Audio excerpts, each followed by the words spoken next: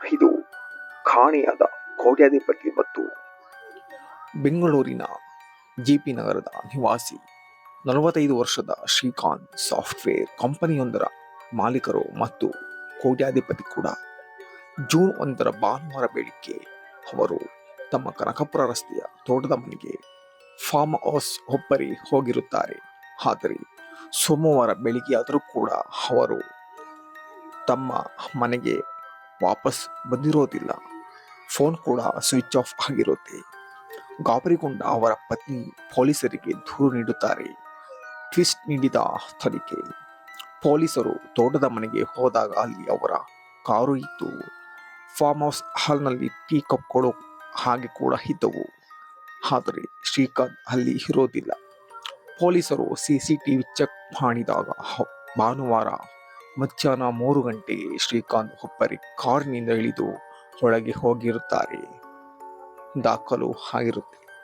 ಅದರ ನಂತರ ಯಾರೂ ಒಳಗೆ ಹೋಗಿರುವುದಿಲ್ಲ. ಶ್ರೀಕಾಂತ್ ಕೂಡ ಹೊರಗೆ ಬಂದಿರುವುದಿಲ್ಲ. ಮನೆಗೆ ಒಂದೇ ಗೇಟ್ ಕೂಡ ಇರುತ್ತೆ. ಮನುಷ್ಯ ಗಾಳಿಯಲ್ಲಿ ಕರಗಿ ಹೋದಂತೆ ಮಾಯವಾಗಿರುತ್ತಾನೆ. ಸಸ್ಪೆನ್ಸ್ ಹೆಚ್ಚಿಸಿದ ಶ್ವಾನದಳ ಪೊಲೀಸರು ತನಿಖೆಗಾಗಿ ಟ್ರಾಕರ್ ನಾಯಿಗಳನ್ನು ಕರೆತರುತ್ತಾರೆ. ಶ್ರೀಕಾಂತ್ ಅವರ ಶರ್ಟ್ ಮೋಸಿದ ನಾಯಿ ನೇರವಾಗಿ ತೋಟದ ಹಿತ್ತಲಿಗೆ ಓಡುತ್ತೆ. ಅಲ್ಲಿನ ಒಂದು ಹಳೆಯ ಬಾವಿ ಬಳಿ ನಿಂತು ಜೋರಾಗಿ ಬೊಗಳುತ್ತೆ.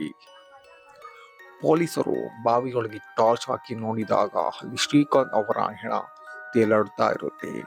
ತಲೆಯಲ್ಲಿ ಬಲವಾದ ಪೆಟ್ಟು ಕೂಡ ಇರುತ್ತೆ. ಯಾರು ತೋಟದ ಮನೆಗೆ ಬಂದಿಲ್ಲ ಎನ್ನುವುದಾದರೆ ಸಿಸಿಟಿವಿಯಲ್ಲಿ ಸ್ಪಷ್ಟವಾಗಿ ಶ್ರೀಕಾಂತ್ ಅವರ ಕಂಪನಿಯಲ್ಲಿ ಕೆಲಸ ಮಾಡಿ ವಜಾವಾಗಿದ್ದ ಮಾಜಿ ಮ್ಯಾನೇಜರ್ ರಾಘವ ಭಾನುವಾರ ಮಧ್ಯಾಹ್ನ ರಸ್ತೆಯ ಕಡೆಯಿಂದ ಆ ಮಾವಿನ ಮರ ಹತ್ತಿ ಕಾಂಪೌಂಡ್ ಒಳಗೆ ಇಳಿದಿದ್ದ. ಶ್ರೀಕಾಂತ್ ಹಿತ್ತಲಿಗೆ ಬಂದಾಗ ಅವರ ತಲೆಗೆ ಹೊಡೆದು ಬಾವಿಗೆ ತಳ್ಳಿ ಮತ್ತೆ ಅದೇ ಮರ ಹತ್ತಿ ಹೊರಗೆ ಓಡಿ ಹೋಗಿರುತ್ತಾನೆ. ಸಿಸಿಟಿವಿಯಲ್ಲಿ ಸ್ಪಷ್ಟವಾಗಿತ್ತು. ಹಾಗಾದರೆ ಶ್ರೀಕಾಂತ್ನನ್ನು ಬಾವಿಗೆ ತಳ್ಳಿ ಕೊಂದವರು ಯಾರು? ಆತ್ಮಹತ್ಯೆ ಎಂದುಕೊಳ್ಳೋಣ ಎಂದರೆ ತಲೆಯ ಹಿಂಭಾಗಕ್ಕೆ ಕಲ್ಲು ಅಥವಾ ರಾಡ್ನಿಂದ ಹೊಡೆದ ಗಾಯವಾಗಿತ್ತು. ಕೊಲೆಗಾರ ಒಳಗೆ ಬಂದಿದ್ದು ಹೇಗೆ? ಕ್ಲೈಮ್ಯಾಕ್ಸ್ ರಹಸ್ಯ ಬಯಲು. ಪೊಲೀಸರು ಇನ್ಸ್ಪೆಕ್ಟರ್ ತೋಟದ ಮನೆಯ ಪ್ರತಿಯೊಂದು ಮೂಲೆಯನ್ನು ಸೂಕ್ಷ್ಮವಾಗಿ ಪರಿಶೀಲಿಸಿದರು. ಆಗ ಅವರಿಗೆ ತೋಟದ ಕಾಂಪೌಂಡ್ ಗೋಡೆಯ ಪಕ್ಕದಲ್ಲಿದ್ದ ಒಂದು ದೊಡ್ಡ ಮಾವಿನ ಮರ ಕಾಣಿಸಿತು. ಆ ಮರದ ಕೊಂಬೆಗಳು ಕಾಂಪೌಂಡ್ನ ಹೊರಗಿನ ರಸ್ತೆಗೂ ಚಾಚಿಕೊಂಡಿದ್ದವು. ತಕ್ಷಣ ಹೊರಗಿನ ರಸ್ತೆಯ ಸಿಸಿಟಿವಿಗಳನ್ನು ಪರಿಶೀಲಿಸಿದಾಗ ಅಸಲಿ ಸಸ್ಪೆನ್ಸ್ ಬಯಲಾಯಿತು.